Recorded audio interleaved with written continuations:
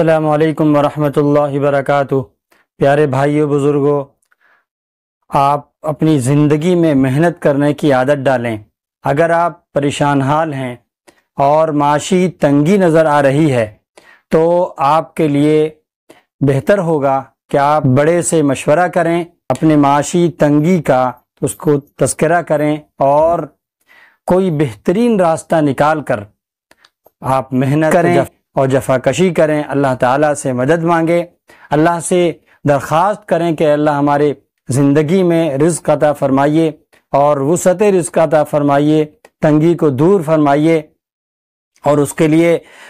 جو ہے تہجد کی نماز بھی ادا کریں اور صلاۃ الحاجت کی نماز ادا کریں، بزرگوں سے تعلق کو جوڑیں، انشاءاللہ ان کے بتائے ہوئے مشورے سے انشاءاللہ آپ کو نفع ہوگا اور آپ کے رزق میں کشادگی ہوگی، کیونکہ ان دنوں حالات ایسے ہیں، مہنگائی بڑھ رہی ہے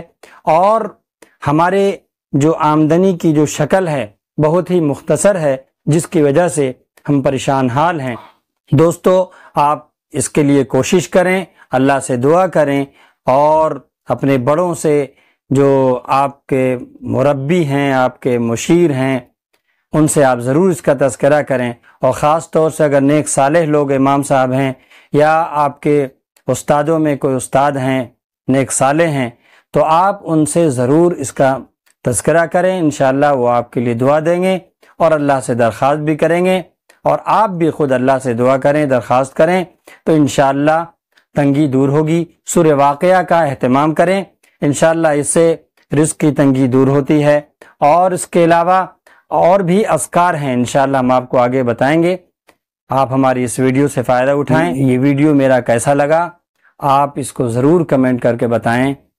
اور مزید کس طرح کی ویڈیو بنانا چاہیے آپ ہمیں مشورہ دیں۔ والسلام علیکم ورحمۃ اللہ وبرکاتہ۔